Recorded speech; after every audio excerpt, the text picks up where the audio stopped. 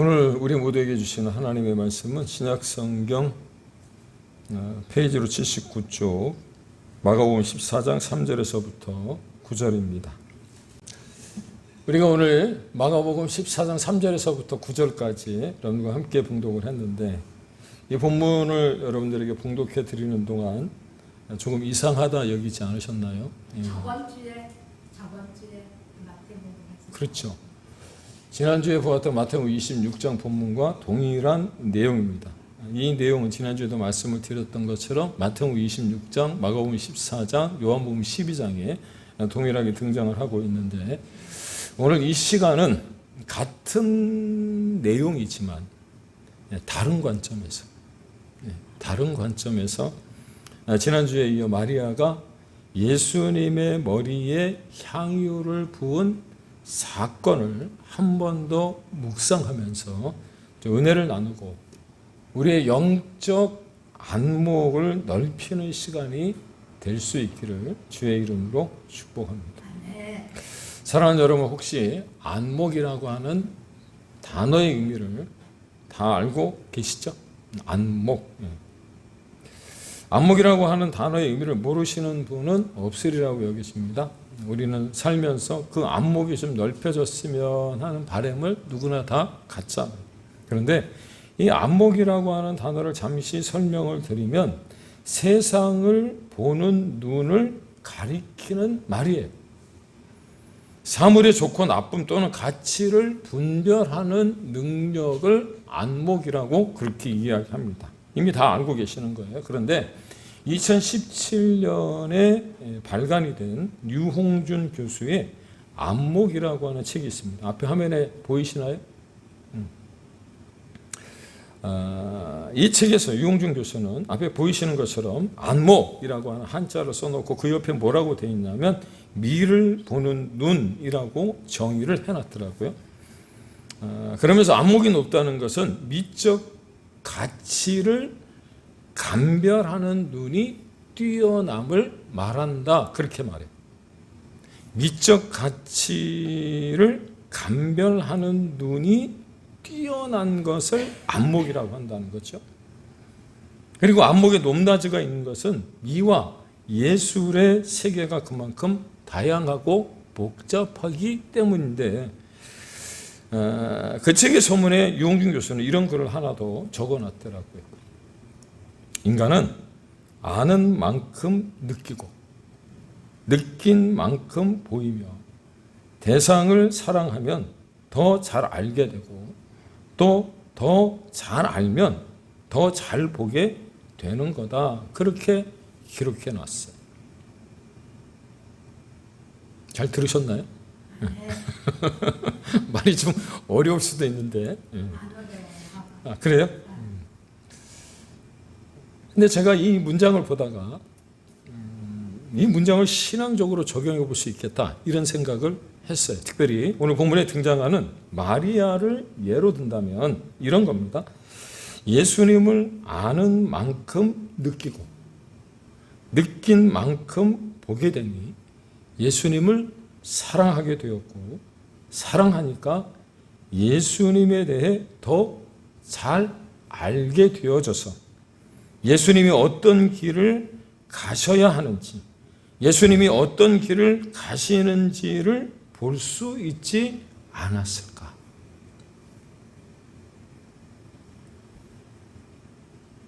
동의하시나요? 또한 유홍준 교수는 그 책에서 이렇게 얘기를 하더라고요. 보통 예술적 형식의 틀을 갖춘 작품을 볼 때 이미 어떤 규격화된, 정형화된 그런 어떤 작품을 볼 때는 안목의 차이가 잘 드러나지 않는데, 그런데 기존 형식에서 벗어나 시대를 앞서가는 파격적인 작품 앞에서는 사람마다 안목의 차이가 완연히 드러난다, 그렇게 말하더라고요.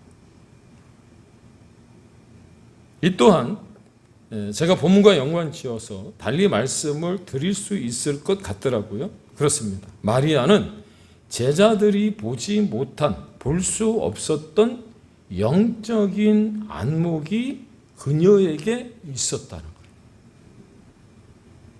그걸 어떻게 알 수 있냐면 오늘 본문 6절에 보니까 예수께서 이르시되 가만두라 너희가 어찌하여 그를 괴롭게 하느냐 그가 내게 어떤 일을 했다 그랬어요? 좋은 일을 했다는 거예요. 영적인 안목이 없으면 좋은 일을 할 수가 없었겠죠.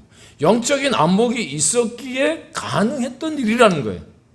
그러므로 바라기는 지난주에 이어 같은 본문을 오늘 이 시간 새로운 관점으로 바라볼 때 세상 사람들이 가질 수 없는 아무나 가지지 못하는 나만의 영적 안목을 갖고 소유할 수 있기를 주의 이름으로 축복합니다. 그런 면에서 지난주에 이어 제가 조금 더 깊이 있게 다루고 싶은 주제가 무엇이냐면 감사예요. 감사. 사랑하는 여러분, 지난주 맥주 감사절을 통해서 우리가 감사에 대해서 다시 한번 상기하고 리마인드 했는데 한 주간 살아오면서 감사하며 한 주간 살아오셨을까요? 할렐루야. 그런데 한번 여쭤보겠습니다. 감사가 무엇이었습니까? 우리는 몰랐지만 감사하니까 우리의 인생이 달라지더라고요.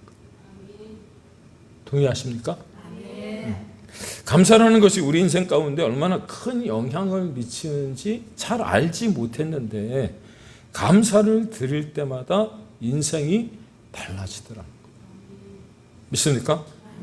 그래서 주님이 사도 바울을 통해서 우리에게 가르쳐 주신 게 무엇이냐? 데살로니가전서 5장 18절에 범사에 감사하라 그랬어요. 범사에 감사하라. 이것은 그리스도 예수 안에서 누구를 향하신? 아니요, 나를 향하신. 지난주 성경 공부 시간에 말씀드렸잖아요. 하나님의 말씀은 너희, 다른 사람, 너에게 주는 말씀이 아니고 누구에게 주는 말씀이라고? 나에게 주시는 말씀이라고. 그것이 하나님이 우리에게 향하신 뜻이란 말이에요. 믿습니까? 그런데 설교를 준비하면서 이 말씀이 생각나서 타이핑을 하고 있는 중에 제가 깨닫게 된 아주 중요한 사실이 하나 있었어요. 그게 무엇이냐면 저를 한번 따라해 주시기 바랍니다. 감사는 끝이 아니라 시작이다. 감사는 끝이 아니고 시작이더라는 거예요. 범사에 감사하라고 하는 말이 무엇인가를 하나님께서 깨닫게 하시는 중에 제가 알게 된 사실이 무엇이냐면 그 모든 것에 마침표를 찍는 게 감사가 아니고요. 감사하니까 시작점이 생기더라.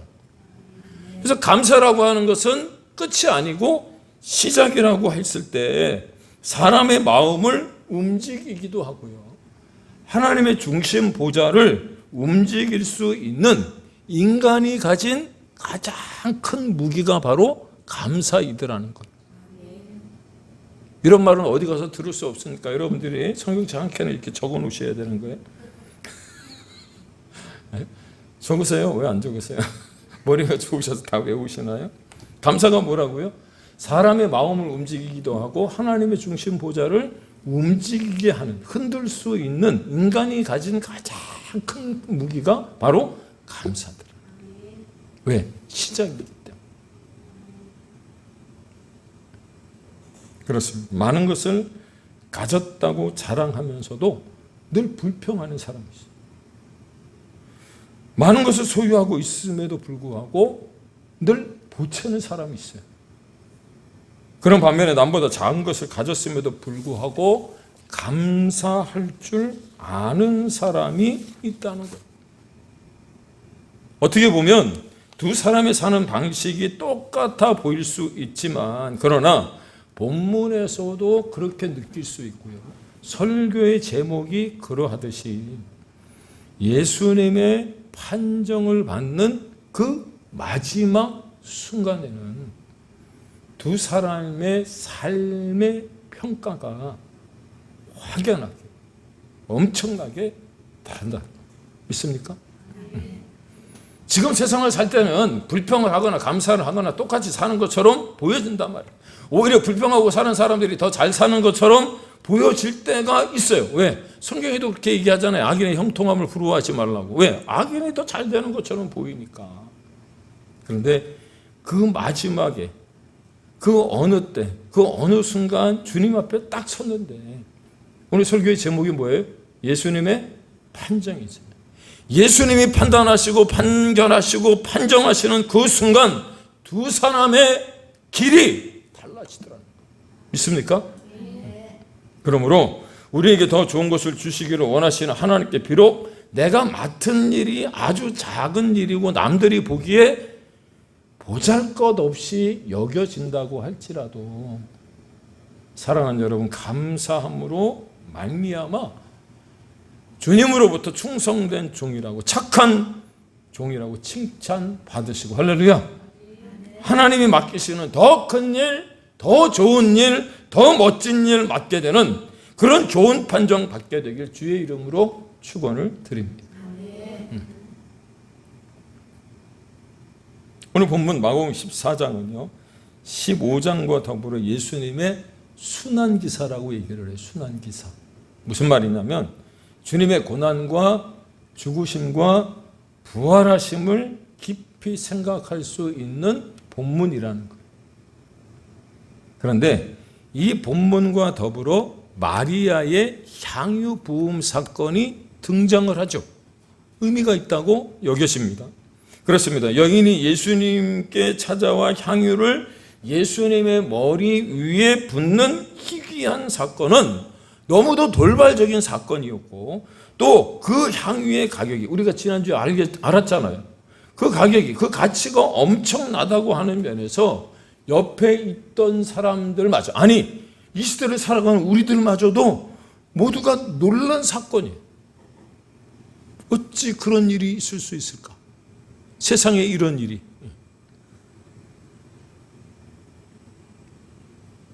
그래서 저는 오늘 본문에 나오는 여인의 모습에서, 그리고 제자의 모습에서, 마지막으로 예수님의 모습을 통해서 헌신과 충성의 의미를 다시 한번 되새겨보면서 함께 봉독한 이 본문 말씀 속에서 예수님의 판정을 볼 수 있기를 소망합니다.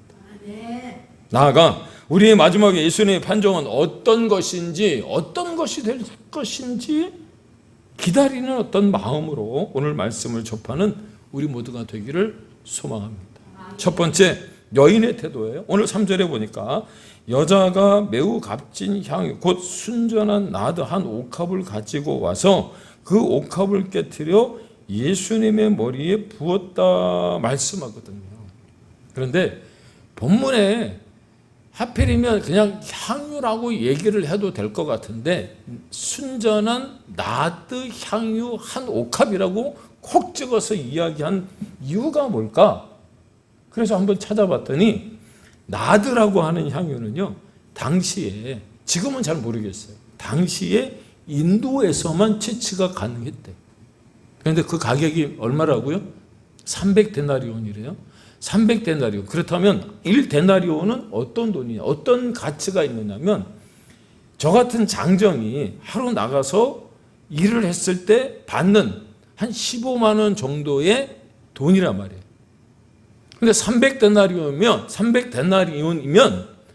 365일 1년 가운데 며칠만 쉬고 일을 해서 벌어들일 수 있는 돈이 300데나리온이라고.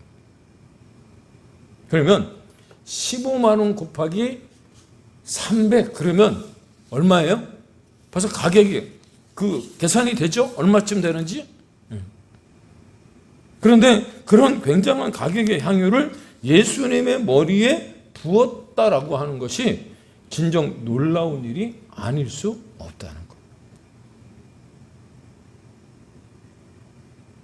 하지만 이 여인이 왜 그렇게 했을까? 왜 그렇게 했을 것 같아요? 자신의 이름을 드러내기 위해서 박수를 받으려고 그렇게 한 게 아니에요. 그저 예수님을 기쁘시게 하기 위한 희생적인 방법이었다. 믿습니까? 따라서 이 여인에게서 배울 수 있는 두 번째 자세가 정말 중요할 것 같은데 여러분에게 한번 여쭤봅니다. 오늘 여기 와서 앉아 있는 것도 정말 중요하죠. 그러나 어떤 마음으로 어떤 마음의 자세로 와서 앉아 있느냐라고 하는 것은 우리 스스로에게 물어봐야 돼요. 교회를 나오다 못 나오시는 분들, 교회를 오고 싶음에도 불구하고 오지 못하는 분들, 또 방학하고 계시는 분들, 또 예수님을 잘 믿다가 코로나라고 하는 핑계를 통해서 교회를 떠나 가난한 교인이 계신 분들, 왜 그런 분들이 생긴 줄 아십니까?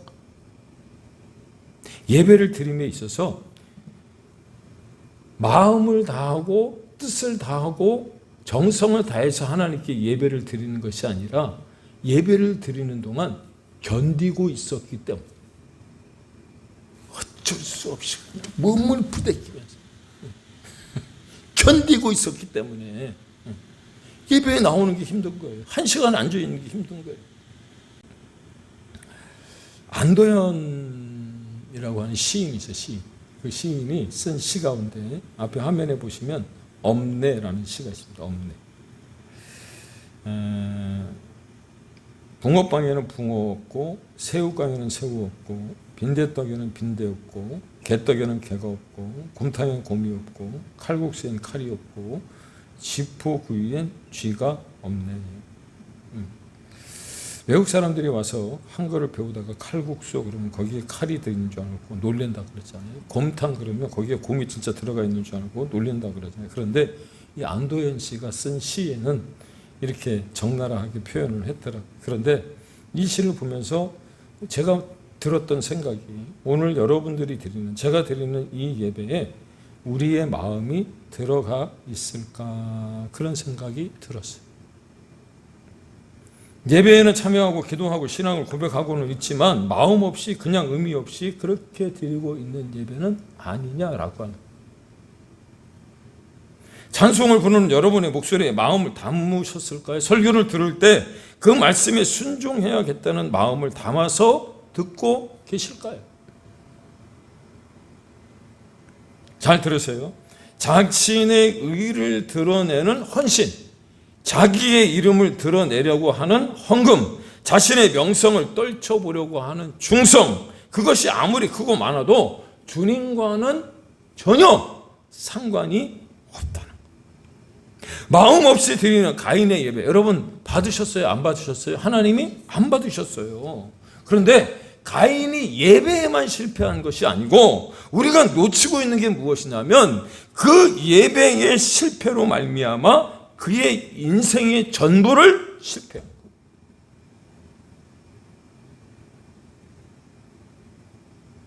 그러므로 비록 교회에서 이름도 없이 빛도 없이 남들이 나를 인정해 주지 않더라도 말없이 진지하게 흘린 눈물 한 방울 한 방울, 진지하게 울부짖는 음성 하나하나가 하나님의 마음속에 새겨지고 있다는 사실을 이 시간 기억할 수 있기를 축복합니다. 네. 왜?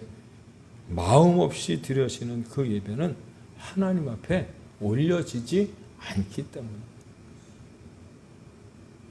그렇다면 이제 우리가 해야 될 일이 있을 것 같지 않습니까? 그게 무엇이냐? 오늘 이 자리에서 말씀을 듣는 순간 하나님의 은혜로 뭔가를 깨닫고 있다면 그 자리에 머물러 예배를 견디지만 마시고 말씀에 의지하여 지켜 행할 수 있어야 한다고 저는 믿습니다. 왜냐? 그게 바로 헌신이고 충성이기 때문에. 그리고 이제 생각할 것은 제자들의 태도예요. 그렇습니다. 여인의 돌발적인 사건으로 인해 볼 수 있는 제자의 태도가 앞에 화면에 보시는 것처럼 책망입니다. 책망. 4절과 5절에 보니까 향유를 300데나리온 이상에 팔아 가난한 자를 도울 수 있겠도다 하면서 오했다 그랬어요. 책망했다. 우리나라 속담에 이런 게 있죠. 대추 놔라, 감 놔라. 남의 일에 참견하는 사람들이 있어요. 그런데 자신의 것도 아니면서 자신이 가지고 있었던 그 엄청난 가격과 가치를 가진 그 향유를 예수님의 머리에 붓던 발에 붓던 왜 책망하느냐라고 하는 거예요. 하지만 말씀을 묵상하는 중에 그런 생각이 들더라고요. 우리 또한 왜 허비하느냐, 왜 낭비하느냐 하는 말을 하지 않으리라고 하는 보장이 어디 있을까? 우리도 그럴 가능성이 있다는 거예요. 낭비가 무엇입니까? 아무 값 없이 소모되는 상태를 낭비라고 하잖아요. 그런데 그렇지 않았다는 거예요. 사랑하는 여러분, 높은 안목이 없다면 영혼을 갈아넣는 투자는 가능하지 않는 일이잖아요. 그렇잖아요? 영적인 안목이 있어야 뭐 주식을 사던 아니면은 뭐에 투자를 하던 뭘 할 거 아니에요. 그런데 투자는 아닐지라도 마리아는 높은 영적 안목을 가지고 자신이 지금 주님을 위해 무엇을 해야 하는지를 알고 있었다는 거예요. 보세요. 그게 만약에 허비고 낭비라면 예수님은 아무 말씀이 없으셔야 되는데, 그런데 주님이 이렇게 말씀하세요. 개역 한글로 보니까 가만두어라. 너희가 어찌하여 저를 괴롭게 하느냐? 저가 내게 좋은 일을 하였다라고 말씀하시죠. 향유를 부은 여인은 예수님의 앞날을 예측하고 있었다는 거예요. 오히려 제자들은 근시안적으로 앞의 것밖에는 볼 수 없었지만 이 여인은 그 후의 것도 보고 있었다는 거예요. 생각해 보세요. 예수님이 그런 영적 안목에 부족했던 제자들을 바라볼 때 얼마나 답답했을까? 얼마나 참담했을까? 예수님의 제자라고 하면서 예수님은 거의 3년 반 이상을 따라다녔음에도 불구하고 그의 추종자라고 하는 이들은 예수님의 앞날을 보지 못했는데 한 여인이 주님을 찾아와 예수님이 장차 어떻게 되실 것을 알았다는 거예요. 그런데 이 여인이 했던 일이 무엇이냐면, 내가 오늘 이 자리에서 예수님을 만나는 것이 예수님을 생전에 보는 마지막 순간이 되겠구나라는 생각을 한 거예요. 왜? 후의 일을 알고 있었으니까. 그래서 자신이 가지고 있던 가장 소중한 것을 예물로 주님께 드려야겠다라고 그렇게 생각하고는 주저함 없이 향유를 부은 거예요.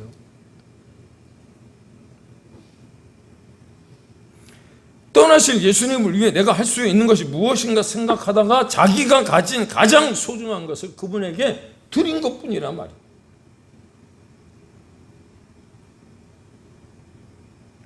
그러므로 여기서 우리가 또 하나 깨달을 것이 무엇이냐면, 우리가 세상을 살아가면서 그 모든 일에 세상적인 눈으로 볼 것이 아니라 영적인 안목으로 바라볼 수 있기를 주의 이름으로 축복합니다. 그리스도인들이 살아가는 방법, 세상 가운데 그리스도인들의 눈은 여러분 성경을 통해서 바라보는 거예요. 말씀이 어떠한가 그 말씀에 비추어서요 세상을 바라보는 것을 뭐라 그래요? 기독교 세계관이라 그러는 거예요. 하나님의 말씀을 제쳐두고 세상이 다수의 결정에 움직이다 보니까 창조 질서도 무너지고요, 성윤리나 도덕이나 이런 것들이 한순간에 무너져 버린 거예요. 그걸 바로잡겠다고 여러분 기독교가 앞장서니까 마귀와 사탄이 그것을 가로막는 겁니다. 기독교가 이 땅에서 여러분 존재하는 이유 가운데 하나가 무엇이냐면, 잘못된 것을 희석하고 퇴색시켜서 그냥 묻어가는 것 같이 이렇게 한 발자국으로 가는 게 아니고요, 완전히 뒤집어 엎는 거예요. 뒤집어 엎는 거. 그러니까 세상 사람들은 그걸 못 이겨 하는 거죠. 왜? 우리하고는 사는 방식이 틀리기 때문에.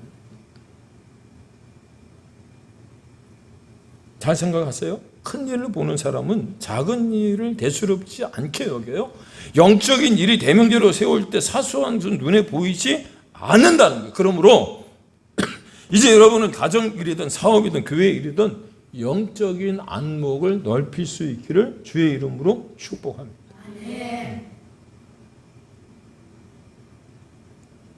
우리가 때로 이런 이야기를 해요. 아이들한테.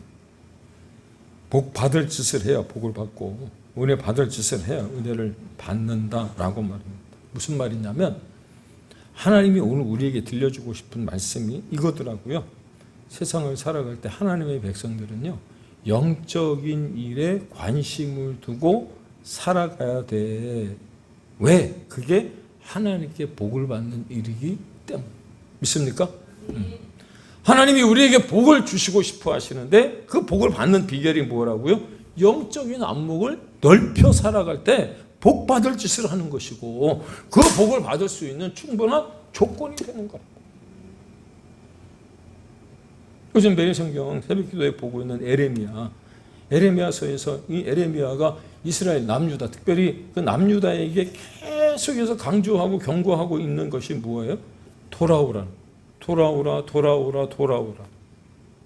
그럼에도 불구하고 돌아오지 않고 세상의 눈이 멀어서 그 이방 나라의 어떤 그 뭐랄까요, 잡다한 우상들을 바라보고 그것을 섬기는 사람들이 잘 되는 것처럼 보이니까 그것을 따라가다 하나님이 징계하신 그 끓는 가마, 북쪽에서부터 내려오는 그 바벨론에 의해서 포로로 잡혀가는 거예요. 왜? 깨닫게 하시기 위해서. 그렇다면 이제 마지막으로 예수님의 태도를, 예수님의 판정을 좀 한번 보도록 하겠습니다. 8절과 9절입니다. 그는 힘을 다하여 내 몸에 향유를 부어 내 장례를 미리 준비하였느니라. 내가 진실로 너희에게 이르노니 온 천하에 어디서든지 복음이 전파되는 곳에는 이 여자가 행한 일도 말하여 그를 기억하리라 하시니라. 개역 한글에는 기억이라고 하는 말이 기념으로 되어져 있더라고요. 기념하라. 무슨 말이냐면 이런 거예요. 우리 모두는 이미 다 하나님께서 하나님의 자녀 삼으신 줄로 믿으시기를 바랍니다. 천국 가는 백성인 줄로 믿으시기를 바랍니다. 그런데 내 스스로가 천국 가는 백성, 그 레드카펫 위에 서 있는 것이 아니라 세상 사람들이 우리를 위해서 천국 가는 백성들을 부러워하며 박수 쳐주고 있는데 거기 그 레드카펫에서 물러나갖고 세상 사람들하고 같이 천국 가는 사람들 박수 치고 있네. 그렇게 하지 말라는 거예요. 이미 천국 가는 백성인데 하나님의 자녀인데 누리고 있는 권세가 있는데도 불구하고 그거를 포기하고 다시 종의 멍에를 맨다라고 하는 어리석은 짓을 하지 말라는 거예요. 있습니까? 사랑하는 여러분, 레드카펫 위에 있기를 주의 이름으로 축복합니다. 세상에서 가장 좋은 옷 입고 뭐 청룡 영화제나 백상 예술제 뭐 이럴 때 하는 거 보면은 여자 연예인들 그 화려한 드레스 쫙 입고 나오잖아요. 남자들은 어떻게 해요? 셔츠 딱 입고 부위 그리잖아요. 여러분, 부위 그리고 드레스 입고 다녀야지. 저 바깥에서 왜 박수 치고 있는 건데? 그러지 마시라. 동의하십니까? 오늘 주님이 하신 판정, 이 여인을 두고 하신 판정이 뭐예요? 2000년 동안 세계 곳곳에서 이 이야기가 나올 때마다 이 여인이 이 칭찬을 받으니 이 여인의 후손이 얼마나 복되겠느냐, 그 말씀하시는 거예요. 믿습니까? 네.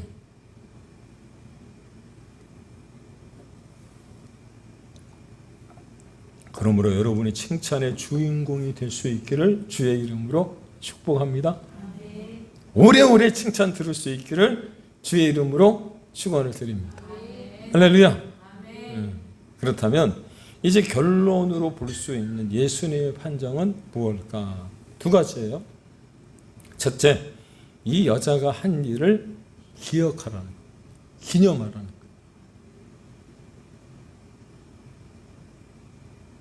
제 것도 아닌데 남의 것을 가지고 명분을 내세우는 가룟 유다처럼 허울 좋은 명분을 내세우는 것은 하나님이 원하시는 영적인 것이 아니란 말이에요.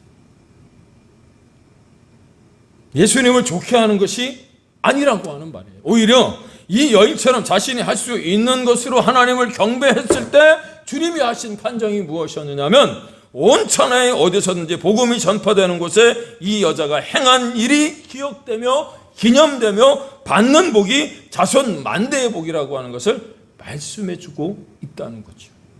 두 번째, 예수님이 우리에게 주시는 말씀은 최선을 다하라는 거예요. 동의하십니까? 최고는 못 된다 할지라도 여러분 최선을 다할 때 주님이 그 모습을 보고 계시는 거예요. 말씀을 준비하다가 재밌는 걸 하나 발견했어요. 순전한 나드라고 하는 향유를 담은 한 옥합을 가지고 왔다. 옥합. 도대체 그 옥합이 어떤 옥합일까? 궁금했어요. 여러분 궁금하지 않으셨어요? 그 옥합이 옥합이겠지. 뭐 그렇게 생각하셨나요? 찾아봤더니 블라스코라고 하는 특수한 병에 담는답니다. 그런데 안에 담긴 향유의 값은 우리가 이미 다 아는 사실이고, 그렇다면 그 비싼 향유를 담은 그 병의 가격은 얼마나 갈까?